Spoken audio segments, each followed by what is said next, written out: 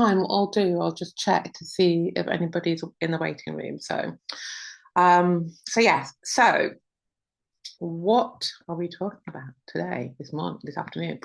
What your GP isn't testing and why your symptoms are going away. This is such a big topic, and the things I'm talking about, the tests I'm talking about, is just some of the tests. Like I could talk about so much more, but we only have an hour together.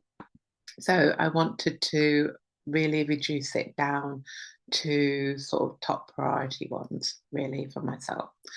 So what's the bigger picture? The bigger picture is that women in general are just not, you know, supported in this time of year, time of life, should I say, sorry. They're just not getting the right support through the healthcare system, women in general, but for women in midlife, so above 45 perhaps, they're underserved population. Okay. The current medical model is brilliant at a crisis. You break your leg, you're going to be seen. You have a lump somewhere, you're going to be fast tracked down, a certain avenue of treatment. So it's great for that. But where it kind of isn't so great is where there's complexities, and the complexities generally is about women's health, particularly women in perimenopause or postmenopause. This is where the challenge starts because women get to your mid 40s and beyond, and you've got all of your life history behind you. You've got your genetics. Women are more likely to have autoimmunity, like 45% of women have autoimmune of some sort. We don't know why, so it's really high. Women have endometriosis. They have, I was going to say PCOS, but it's now called PMOS. The M is about metabolic health in it. So women have that. Long COVID affects women more than it does men. So the complexity is like biological, but also who we are. We're caregivers, generally women, having to give up something to become superpowers in the workplace, having to sell the soul to be pushed to the front professionally. So women have so many things that we cope with, loss by the time you get to your 40s. So that's a complex picture. And the current model doesn't support that. They also treat symptoms in isolation. So your fatigue goes into one box, your weight gain goes to another box. Nobody's looking at you as a whole. You've got depression, that goes to another box. Or if you have a problem with your thyroid, you're sent to oh my God, what's that person called that looks at thyroid, a hormone specialist? Can't remember right now. Anyway, so you can see that you're just not seen as a whole person. You're seen as individual things. And that's essentially where women are being failed because no one's putting the pieces together. And this is something that I do. And I really specialize in gathering all the data and putting it all together so that you understand what's going on in your body. So what's happening right now is that, women are literally walking around subclinical, and subclinical isn't a terminology that is used in the medical system. It means that you're not quite there yet, but you still have some symptoms associated with the thing that you're not quite there with. So 1 in 5 women in perimenopause or postmenopause are subclinically have an underactive thyroid. The NHS treat or measures your thyroid stimulating hormone, which is one test. And we're going to go into what that looks like a bit further down in this masterclass. But then women are walking around with problems that look like menopause, like, unable to lose belly fat, specifically around the belly, fatigue, depression, anxiety, cold intolerances, constipation, heart palpitations, all sound like perimenopause if you look at that list. But because the NHS don't recognise subclinical, they're waiting for you to be clinical, then we treat it. And there's only one way that's going to go if it's not supported before, is going to be clinical because we look at trends. And reminds me of my mom when she was an older woman. My mum hit menopause, we think in her sort of 60s, late 50s or early 60s. And she had some fat deposit in her eye and it kept growing and growing. And eventually it was coming like over a pupil. And she was sent for so many different tests and they couldn't find anything, brain tests, eye tests, all these things. And when I finished my training in 2018 in integrated women's health and functional nutrition, I knew what it was for my mom. It was actually her thyroid. Her thyroid was underactive, and the fat deposit was because it had been so underactive for such a long time. That's how it expressed itself in my mother. And it wasn't until years later, a young GP came to see my mum. And as soon as she saw my mum, she went, "You poor thing, your thyroid." So she knew what it was. But up until that point, as a postmenopausal woman, nobody had investigated her thyroid. And if they had, they probably only just looked at your TSH. In the UK, 1.3 million people are walking around undiagnosed with type 2 diabetes. We don't know what the number is for women in midlife, but the declining of estrogen, so from perimenopause, well, estrogen mainly declines at the latter end of perimenopause as you enter to your menopause phase. That's when the big shift happens. But the changes in hormones means that we become insulin resistant. We start to gather fat around the belly, that internal fat is really, really quite inflammatory. And that becomes like a signal to the body that this body is in a state of stress, which causes brain fog, problems with sleep, anxiety, that belly fat, all the symptoms that we talk about around menopause, fatigue even, could be because you're walking around with undiagnosed type 2 diabetes. And even if they do test your ACO marker, which we'll talk about in a bit, even for those women, the reference range, they say, well, you're pre-diabetic, but unless you do something about it, there's only one way that's going to trend. You're going to trend upwards. You're going to be in type 2 diabetes. And again, it looks like menopause, doesn't it? All these symptoms. So who am I? Okay. So I'm Pamela Windle, and like I said, I'm an integrated women's health coach trained in functional nutrition. And if you don't know what functional nutrition is, it's looking at your body as a whole, looking at you as a whole person. We look at root cause, like why are you struggling with this symptoms? Why isn't your body functioning the way you want it to function? We always look at that as opposed to conventional medicine. Conventional medicine looks at this symptom that you have. Let's manage it. Let's treat it. Let's give you a pill. You have a headache. Let's take paracetamol as a result. But there could be many symptoms, many reasons why, you have a headache. You could be dehydrated. There could be something going on functionally within your body. You know what I mean? It could be hormonal, it could be food intolerances. So there's other things that could be contributing to the headache. But I know what it feels like to be told that you're fine when you're absolutely not fine. I had, chronic fatigue from age 46. I was seriously ill. I was housebound for 5 years from 47, because I spent a year trying to be at work with chronic fatigue.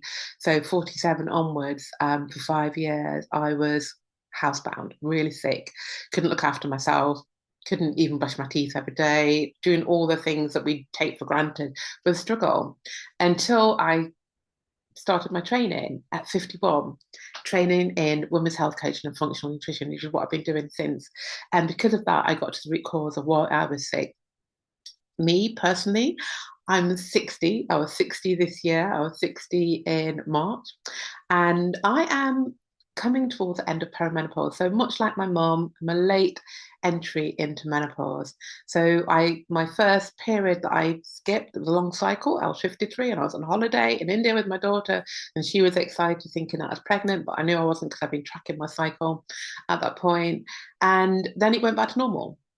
And so, my last bleed was, let me think what we're in, May now. I think it was December. So it's likely that, this is going to be my last year and I'm going to reach menopause. And I don't take HRT, and that's just me. I'm not against it. It's just not what I want to do in my life right now. So like I said, I'm a certified integrated women's health coach, trained in functional nutrition and personal trainer.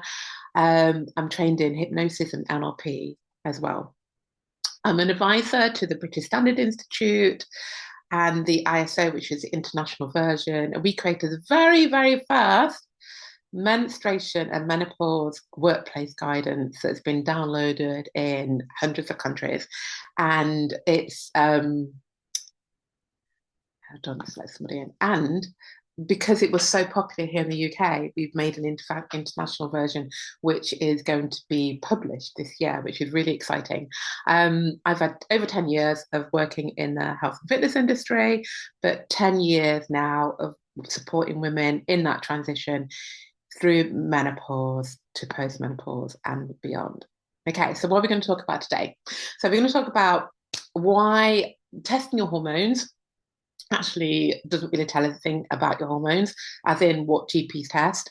What are my 8 tests that I want to talk to you that's really telling you what's happening inside your body? Some of the things that GPs will, I don't see GPs generally testing some of the tests, but if I write to GPs or I empower my clients to ask their GPs, they will do the test, but they don't see the connection and why it's important.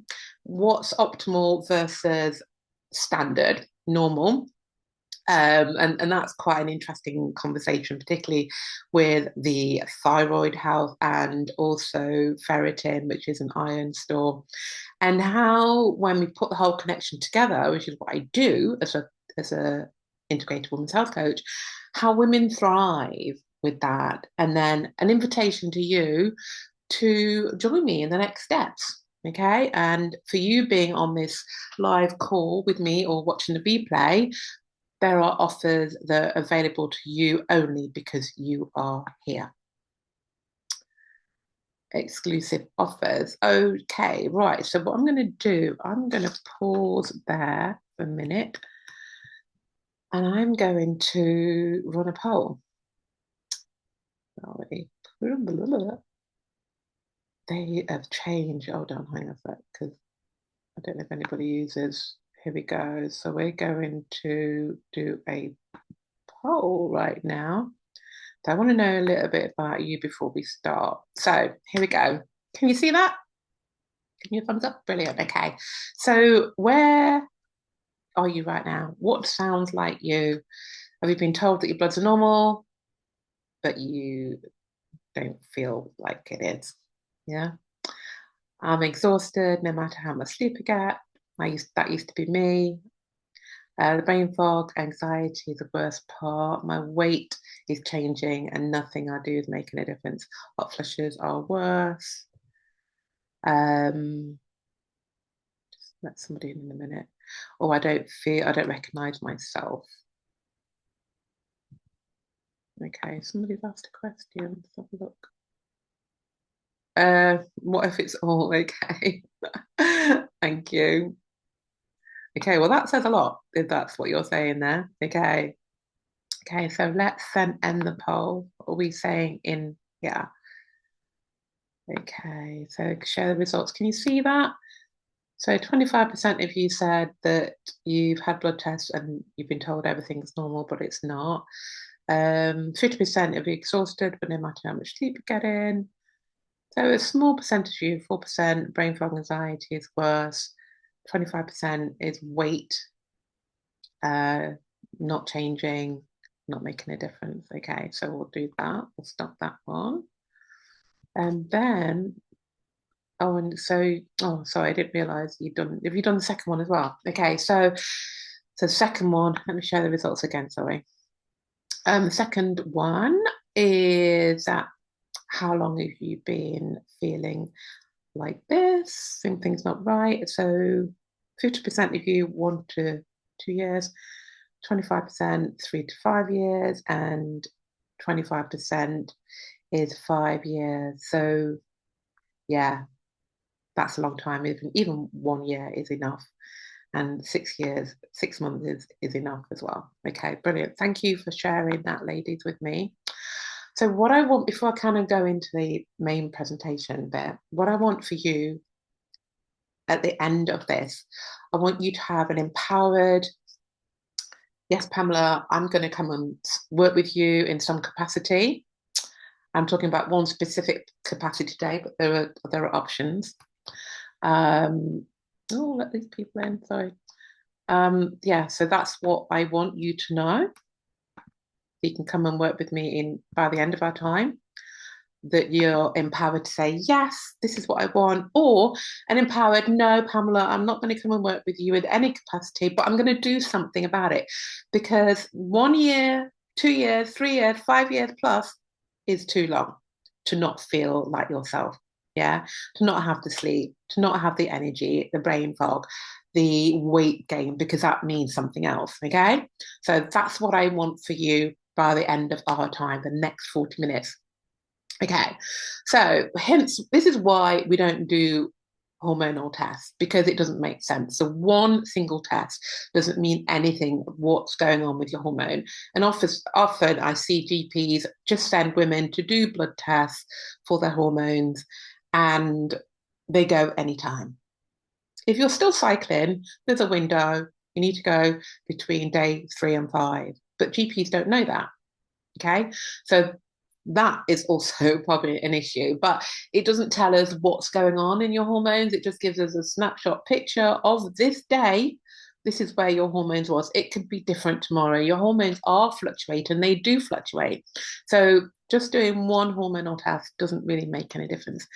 And nice guidelines. So this was introduced, I think, probably around, it was in the early days when I was started doing work with women in perimenopause. It might have been about 2016, 2017, something like that, where NICE guidelines wrote that they don't going to test women's hormones above the age of 45, less in extreme circumstances. So, if you are above the age of 45, your GP is unlikely to do that because they'll go on symptoms. But if you go on symptoms, there's so many things that we've just talked about earlier that could be the problem, not just a woman in perimenopause or even postmenopause.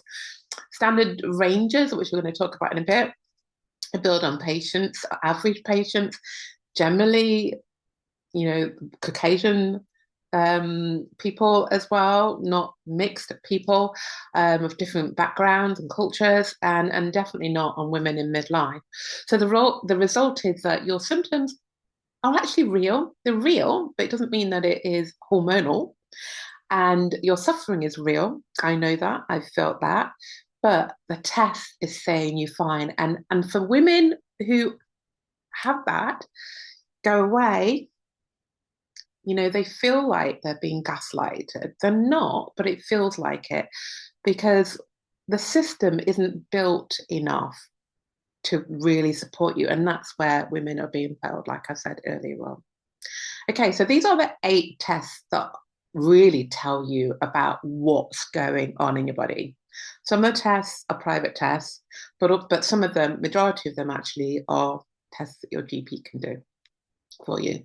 So instead of testing your hormones, I like to use the Dutch test, which is a 24-hour comprehensive test. It tells me about where your hormones are, estrogen, testosterone, progesterone, but particularly estrogen, how well your body is using it and getting it out. Because one of the estrogen things, we need to flush it out of the body. It's really, really important. It tells me about your sleep, your cortisol, your energy, your building blocks to make hormones, heart health, thyroid health, bone health. It tells me about that. Then the mirror. The mirror is relatively new. It's fantastic for women in perimenopause. These are both urine tests. We get to see your hormones on a day-to-day basis using the mirror. It's absolutely fantastic.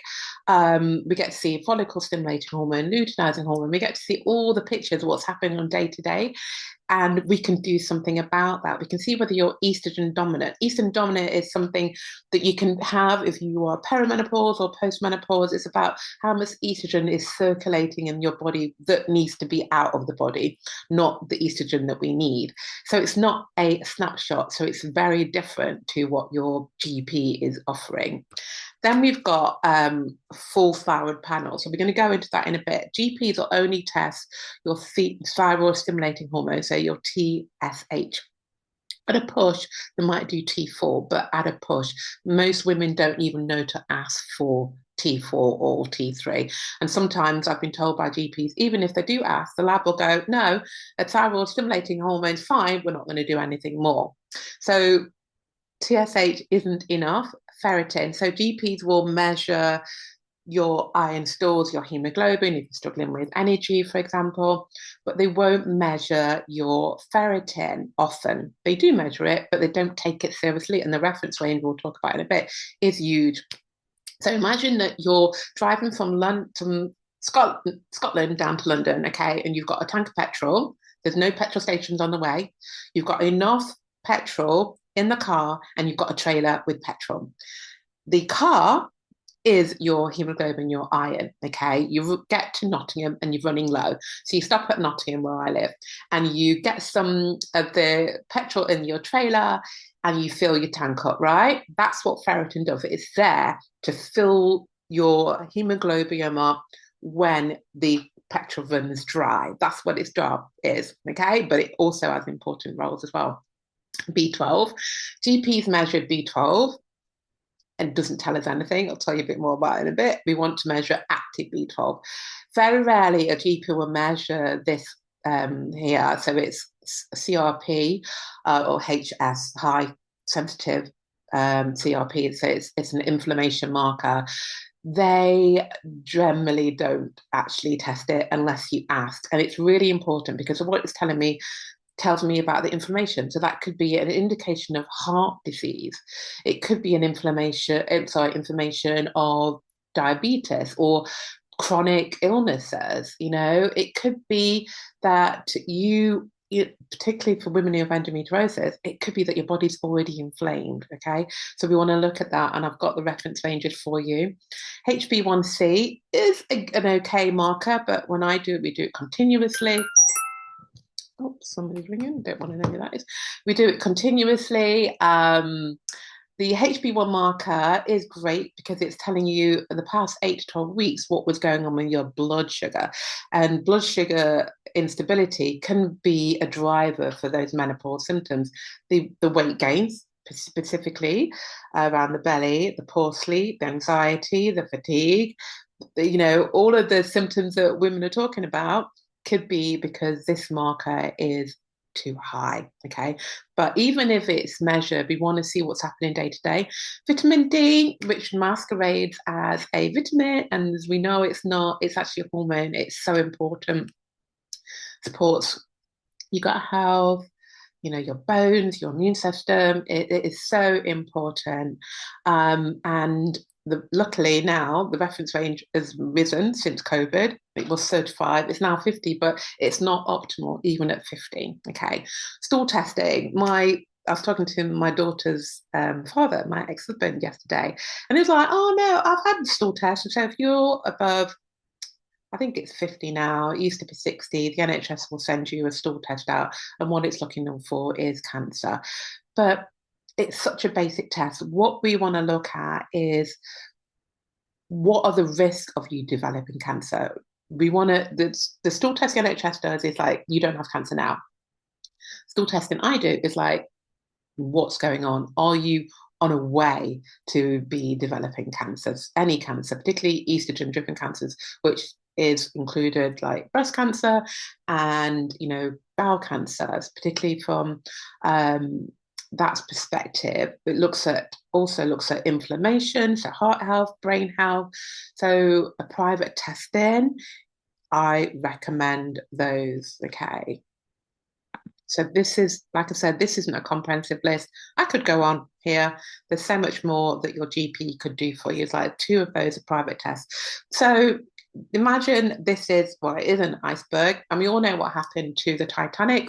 It wasn't until the till they saw the tip of the iceberg, the closer and closer they got to it, that they realized the enormity of it. They could see that they were going to hit it, and they were ringing the bell. We've all seen the movies, you know. I've seen the black and white ones, and then the one that was done more recently, well, probably about 20 years ago now. But you know, the ringing the bell, you know, trying to raise the alarm, but it was too late. They were hitting the iceberg, and this is what's happening with your thyroid as the GPs only measure these. These two here are really important.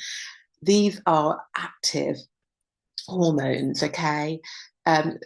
We need these to be active for this to work. So if your GP is only measuring thyroid stimulating hormone, but not these, we can't really say that your thyroid is working efficiently. So a woman goes with constipation, with weight gain, with anxiety, with brain fog to a doctor, hair loss, you know, and she measures thyroid stimulating hormone and you're fine. So what does she do? She sees something on Instagram, buy this product for your hair, and she tries this product and it doesn't work because that's not the problem. You have to go deeper. We have to go deeper. You can get these tests done privately, less than £100. To get a full picture of your T3, T4 antibodies. It could be like an autoimmune that's going on. Reverse T3, T4, that's more of an extended test. But we need these. And your gut also it really impacts this. So what you eat, what you absorb, we need to feed these with vitamin D. We need to feed it with iron. We need to feed it with all those other nutrients for this to work so that these numbers are good. So if a woman goes to a doctor and a thyroid stimulating hormone is good, that's it. Bye-bye, you're done. So you're left then thinking, well, I don't feel right, but I'm told that everything's right. Frustrating. And so let's have a, oops, gone one on two files. Let's go back a bit. Okay, so have a look at ferritin. I've already talked to you about what ferritin is, and these symptoms overlap. So depression, hair loss, again, hair loss, yeah? So we can see there's a story being built here. Energy, you know, depression, just not feeling right, sleep. Iron is specifically important to make your sleep hormone, melatonin. And so GPs will measure your hemoglobin, do a full blood count, but what they're looking for is anemia. So they think that anemia is a reason why that you're fatigued. But what we want to do is go deeper and look at ferritin. And like I said, the ferritin range is huge. It's crazy. It's just absolutely crazy, the range. But we'll talk about that in a bit. But with your perimenopause journey means that the drop of estrogen means that your iron absorption may be also affected and the ability to produce ferritin as well.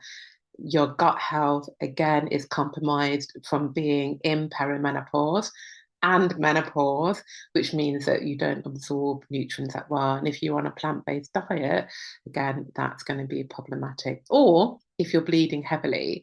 So if you're bleeding heavily, and that could be, let's go back to the thyroid, you could be bleeding heavily or having gaps in your cycle because of your thyroid health, because of what's going on here. No one's detecting it, okay? And then your ferritin being low as well, because you're bleeding heavily. So you can see there's all these things that interplay and they're not separate. Okay, so let's talk about B12. Okay, so again, generally doctors don't check B12 that often.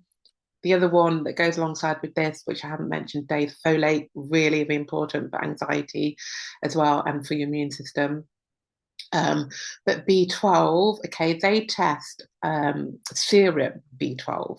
Okay, you'll see that on your blood report. But imagine you've got some savings and you've got £1,000 in your savings.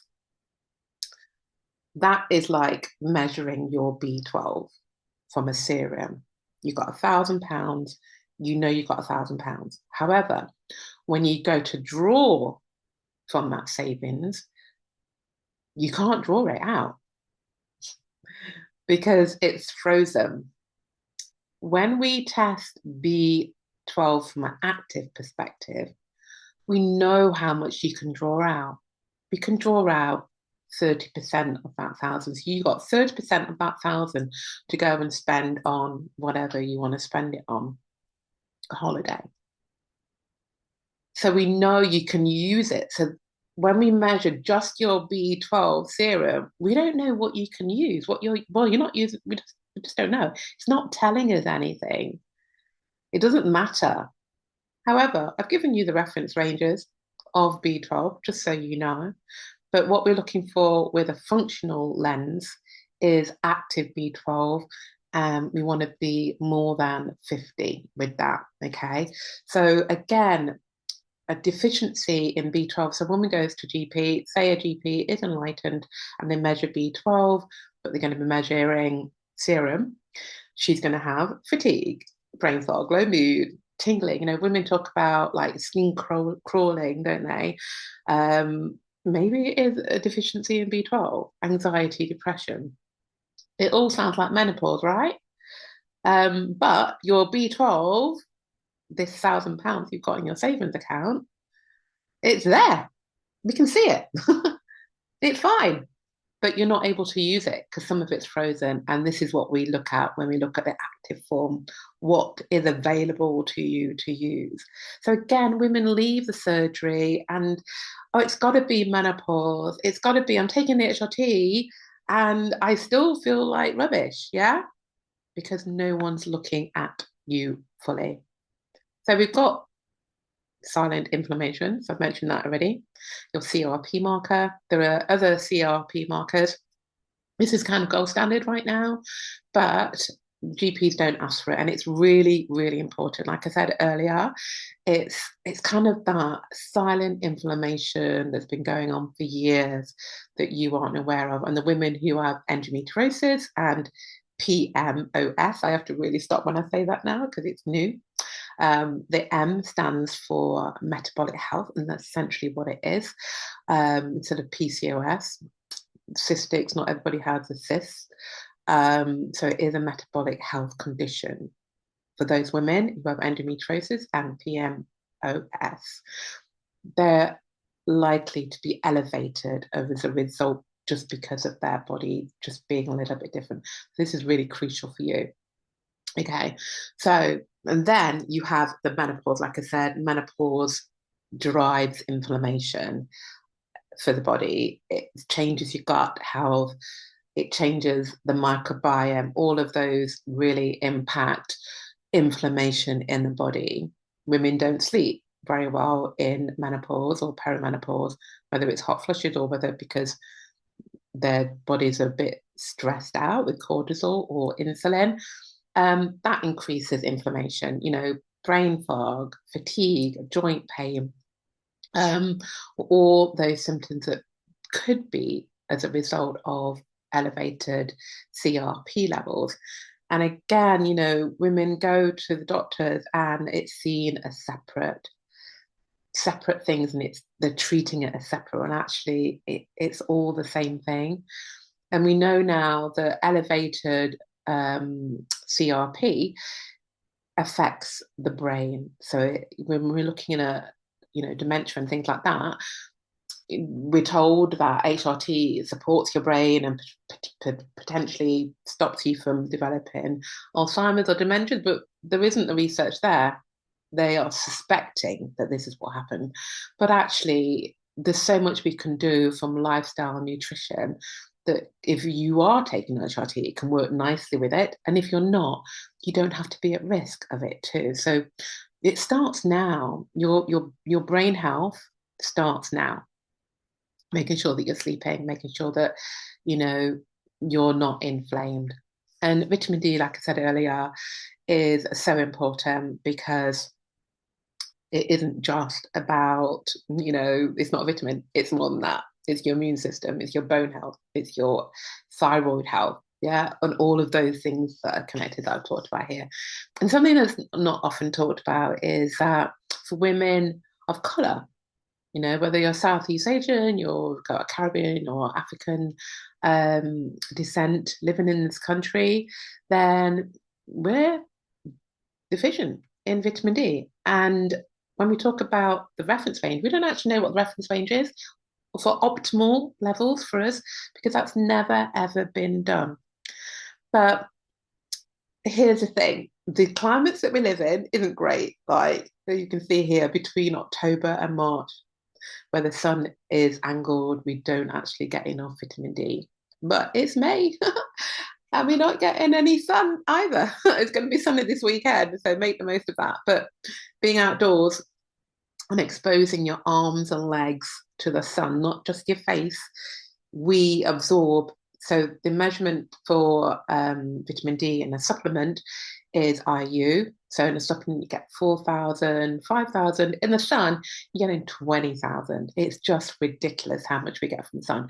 But here's the thing, for people with darker skin like myself, we don't absorb vitamin D that well in these climates. And the reason why, which nobody really talks about, is because we need to be in an environment where it's moist.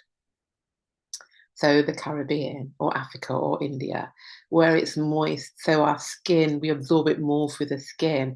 So you go on holiday and, for if you are of African or Caribbean descent, you don't have to lotion your body and your hair feels more moist. That's a sign. That's a sign to say that this environment is actually better for us. But obviously we live here, but I just want you to know that why vitamin D is crucial for everybody, but it's more crucial for us. And the levels, like we don't know where the levels are, but the NHS has increased it from 35 to 50. Okay, so you're welcome to take a little screenshot of this. Optimal versus normal, they're not the same thing. Okay, so talked about ferritin, what it does, why it's important. So the reference range is crazy, 11. So that person I just spoke about earlier at 14, her ferritin levels is in range. It's normal. Your GP will say no further action because it's normal. Crazy. The top of the reference range is 150. So imagine how you would feel at 70 or 80 or 90. I had a problem with ferritin similar to the same time I had a problem with my energy levels with chronic fatigue. And by the way, my chronic fatigue was viral, and it was a virus called Epstein-Barr, which about 80 to 90% of the population have, but mine just reactivated itself, a bit like long COVID kind of thing. Antibodies were raised. And I had a problem with ferritin, and it was due to my gut health. Okay, so I was eating lots of iron-rich foods, but because I'd had antibiotics, taken the contraceptive pill, my gut microbiome was stopping me from absorbing iron. And when I say absorbing iron and other things, but at the time, the problem that I had was poor iron, and I was having iron infusions like 3 times a year. It was ridiculous. But initially, my ferritin went down to 3 at one point. It was so low. So at that point, obviously, alarm bells are ringing. Actually, the very first time a GP saw it back in 2000, it was 5, and the GP didn't do anything about it. And I lived for that 10 years. Until it was 2 and my hair was falling out and I'd fallen asleep all the time. And then I'd moved house and another GP was like, okay, we need to investigate this. And they were looking at, fibroids, looking at whether I was bleeding heavy. They were looking at, I went to see a gastrologist. I even went privately to find out why my ferritin wouldn't stay up without iron infusions. They were looking for cancer and stuff like that. But what it was my gut. And that's what I fixed when I did my training. Okay. My iron ferritin levels are good. Yeah. So I've put this here because that is what they're looking for, normal. Okay. But functional, there isn't an optimal range because we don't want to measure total serum. We want to measure active. We want to know what you can withdraw from the bank, that 30%. We're not interested in the whole amount. That's no good. We can't spend it. We want to know what you can actually spend. Vitamin D, like I said, it's gone from 35 because of COVID for 50, but we want it higher. We want it around 80, to be honest. And like I said, we don't know what it is for darker skinned people, what the optimal range is. Is it lower? Is it higher in this side of the world? We don't know. Okay. But if we can aim for around about 80, then that would be good. TSH, like I said, TSH isn't a good reference range anyway. We want to go deeper. We want to see what's happening under the iceberg. But this is what they're measuring. They're looking at this between 2.0 and 4.4. That's what they would say that you're good. Whereas from a functional medicine perspective, it's much tighter, because what we're seeing here is that further down underneath the iceberg, there's something happening, there's something changing, there's a trend occurring, and we want to prevent this being a problem at the top level so you don't have to take medication. And this could be like 5 years, yeah, that this has been brewing, but no one's been paying attention. C-reactive protein, again, the NHS, if they do test it, you know, now you know it's important to ask for this. They're looking at less than 5. So this means less than that way, and then if it's that way, it's more than. So less than 5, but from a functional medicine perspective, we want to look at less than 1, because if you're already at 5, there's something going on. Yeah. So functional medicine is prevention medicine. It's not, okay, there's this problem and we're going to react to it now. We want to prevent illness in the first place. So you can see that the menopause, you can't just say it's menopause. It's all these other things potentially that's going on that no one's putting all together. And that essentially is my blueprint. This is what I do. I help you to join the parts together. You know, data is fabulous. Data gives us things to look at, but then how do you put all that together? How do you connect all the dots instead of seeing things in isolation?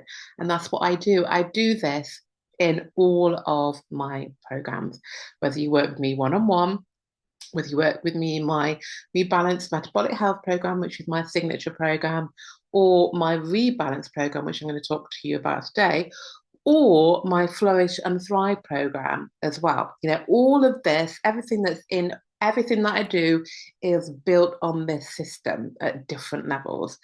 So we start here. Psychologically safe. You have to feel safe in your body. So if women struggling with energy, struggling with sleep, you know, struggling with the way you look, that affects who you are. You know, you're accommodating yourself. You're wearing clothes that you don't want to wear. You don't look in the mirror anymore. You don't go out anymore. I remember saying no to people because I didn't have the energy to do it. You know, you build your life around the dysfunction in your body. That's not safety. Okay, so you want to rebuild that. You want to your identity. Who's the woman you're becoming?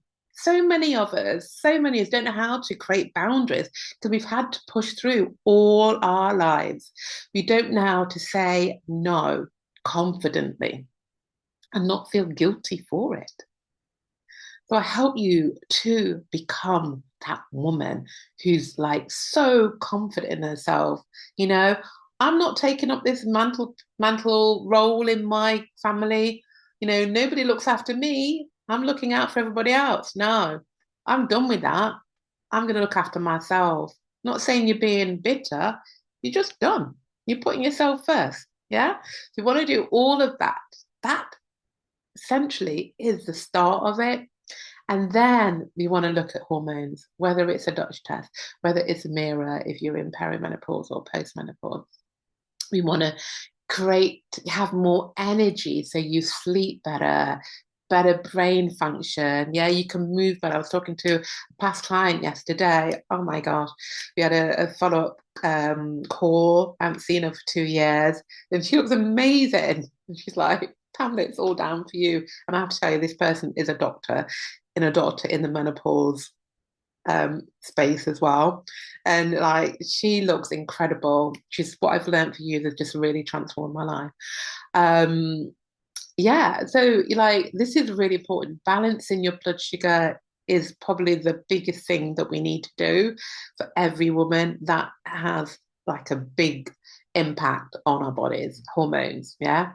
Your gut health is really important. I've talked about the connection between your thyroid on your gut, your sleep on your gut, energy and gut. It's all really connected. So estrobolone, which I put here, is a bacteria that we need to pay attention to because that means that if it's high, elevated, it means that you're not then getting rid of estrogen and becoming estrogen dominant.